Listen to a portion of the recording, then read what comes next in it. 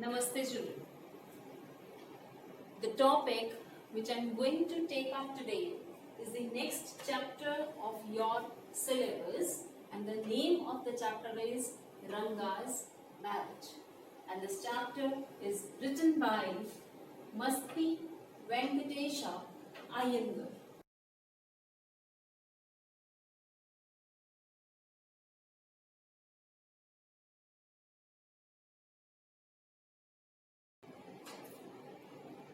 Children, before I start with the detailed explanation of the chapter, let me introduce you to the main characters of the story. The first main character of the story is Ranga. He is an accountant's son. He was the only person in the whole village who went to Bangalore to pursue his studies. And after the completion of his studies, his homecoming became a great event to the villagers. All the villagers were very excited to see Ranga. Either he is changed or not. The moment they come to know that he was not changed, he did not forget his culture, he did not forget his values, the crowd means people of village, they start moving, they start disappearing. The second main character of the story is Ratna. Ratna is an 11-year-old orphan girl. She has lost her parents. Right now, she is staying with her uncle, whose name is Rama Rao. Children, Ratna is a very good singer. Even she knows how to play veena and harmonium. The third character of the story is Shama. Shama, who is the narrator of the chapter Ranga's Marriage. The last character is Shastri. Shastri is the village astrologer. Children, the narrator of the story decides to get Ranga married to Ratna, and Shastri also plays an important part in the same. He also be with the narrator so that he is successful in his planning to get Ranga married to Ratna. Now, let us start with the explanation of the chapter. Children, the chapter starts with the title of the story. The narrator comments why he had not given any elaborate title to the chapter Ranga's Marriage. He says that this chapter is neither about Ranganathan Vivaha, Ranganathan Vijaya, Jagannathan Vijaya or Girija Kalyan. He says that he could have given a mouth-filling title to this story, but purposely he did not, because this chapter is about a common boy Ranga and his marriage. The narrator says the title which he has chosen for this chapter is an appropriate title to the story, to the chapter. Then he says that he belongs to a village named Kushan, but he mentions that his village is nowhere mentioned in any book of geography. He says people might have forgotten to mention his village in the map even of India. The narrator explains the specialities of his village. He loves his village a lot. He says that this village is very small. That is why it is not mentioned in any geography book. But he says that he loves his village a lot. He speaks highly about his village. He says even the local doctor of his village, whose name is Gunda Bhatta, has visited many places outside India, but he also finds this village, Ushari, is an impressive village. He says that they have some mango trees in their village and he wants us to come and visit this place. The narrator says he will give us a raw mango from one of them. He says once he and his family also had it.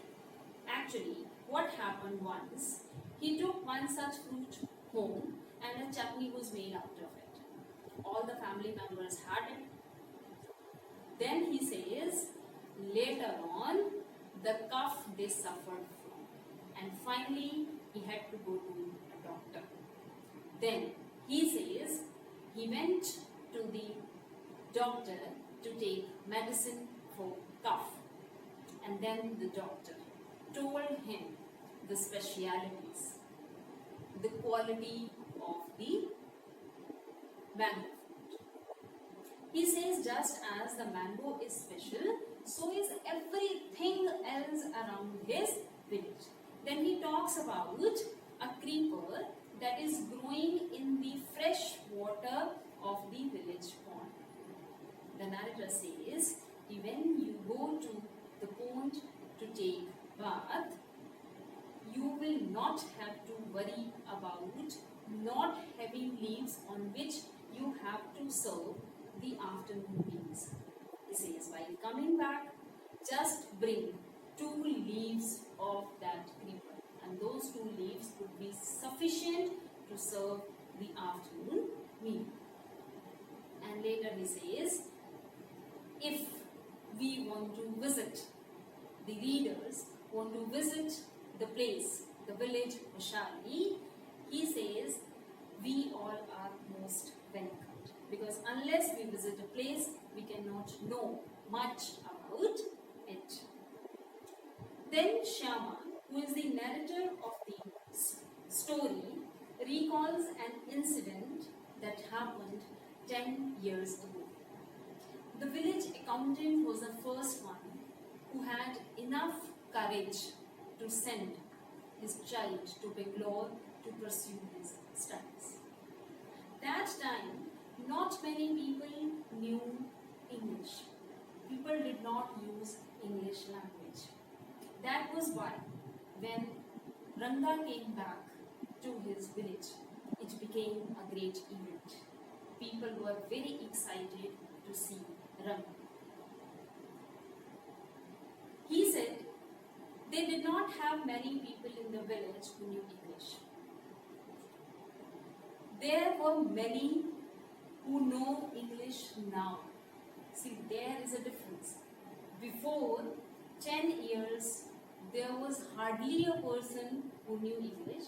But when he says now, if you talk about the present time, there are many who know English.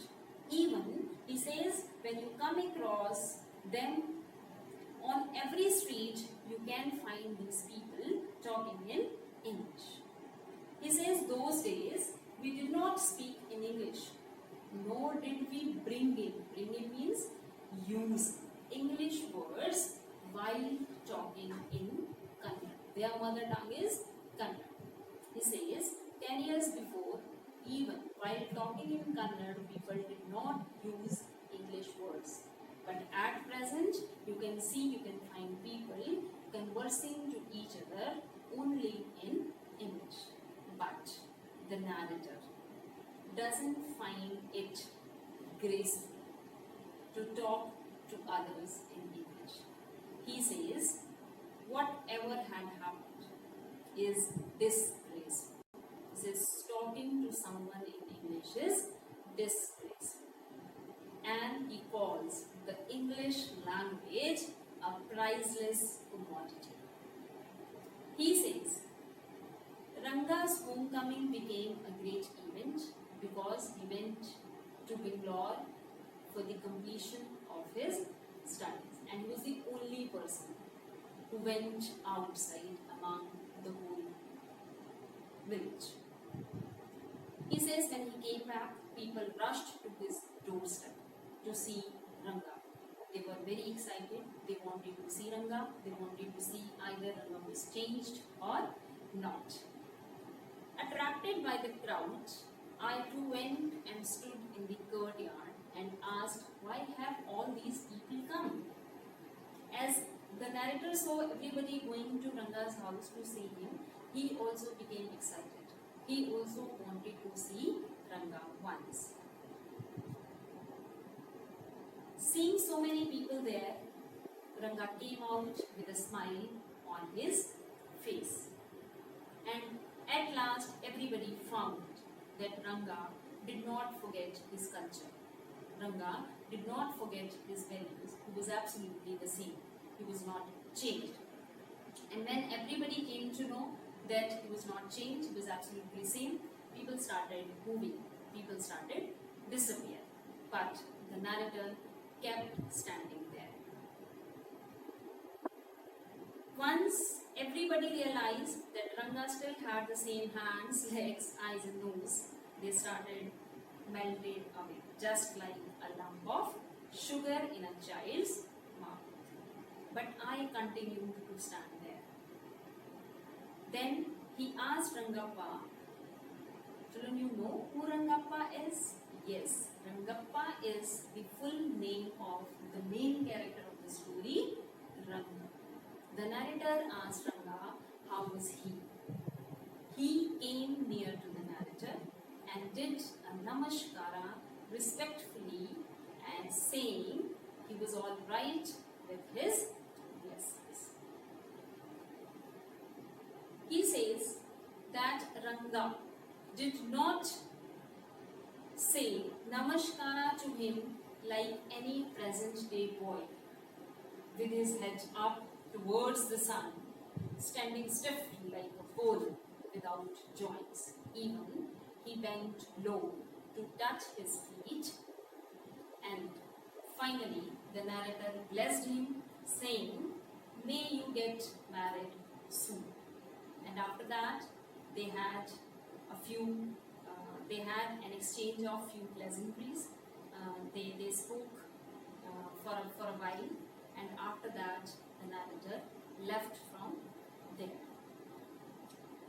That's all for today, children. I hope you all understood the main characters of the story, and you all have understood why Ranga's homecoming became a great event. Rest of the explanation we will see in the next video in part 2. Thank you.